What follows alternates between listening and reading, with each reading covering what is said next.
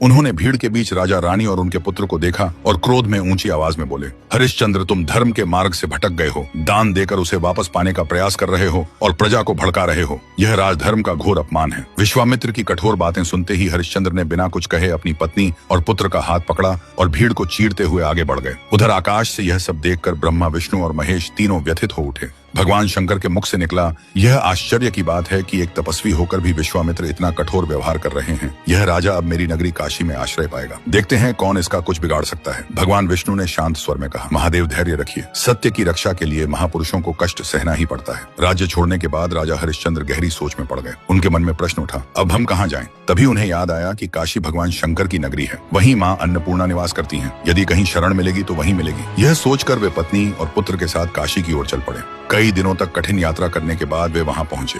राजा हरिश्चंद्र के वहां से निकलते ही विश्वामित्र अपने असली रूप में आ गए। उनके कपड़े फटे और गंदे हो चुके थे। चेहरे पर भूख और थकान साफ दिखाई दे रही थी। फिर भी राजा का मन मजबूत बना रहा। वे जानते थे कि असली धर्म की पहचान दुख के समय ही होती है। काशी नगरी में कोई उन्हें जानता नहीं था। वे गंगा किनारे पहुंचे, थोड़ा जल पिया और थक कर बैठ गए। तभी रोहिताश बैठे एक कुत्ते को रोटी खाते देखा और मासूम आवाज में बोला, माँ, मुझे भी भूख लगी है। यह सुनकर शैव्या का मन टूट गया। उसने बच्चे को सीने से लगा लिया और चुपचाप रोने लगी। पुत्र का दुख देखकर राजा का हृदय भी कांप उठा। उन्होंने बालक का ध्यान हटाने के लिए गंगा में तैरते पक्षी दिखाए, लेकिन भूखा बच्चा बार बार रोटी मांगता रहा। अंत में राजा ने कहा, शैव्या, चलो माँ, अन्नपूर्णा के मंदिर चलते हैं। वहाँ कुछ खाने को मिल जाएगा और बच्चे की भूख शांत हो जाएगी। उसी समय माँ अन्नपूर्णा एक बूढ़ी स्त्री का रूप लेकर घाट पर आ गई। उन्होंने रोते हुए बालक को देखा और पूछा, यह बच्चा क्यों रो रहा है? राजा ने नम्रता से कहा, माँ, हम बाहर से आए हैं। यहाँ हमारा कोई नहीं है। बच्चा भूखा है और हमारे पास देने को कुछ भी नहीं। बूढ़ी स्त्री मुस्कुराई और बोली, मेरे पास माँ अन्नपूर्णा का प्रसाद है। यह सबका अधिकार है। इसे लेने में संकोच मत करो। शैव्या ने चुपचाप सहमति दी। बूढ़ी स्त्री ने प्रसाद दिया, जिससे बच्चे का पेट भर गया और राजा रानी को भी थोड़ा बल मिला। इसके बाद भी वे दिन भर नगर में काम की तलाश में घूमते रहे, लेकिन कहीं कुछ नहीं मिला। थक कर वे बाजार के पास बैठ गए। तभी राजा ने दुखी मन से कहा,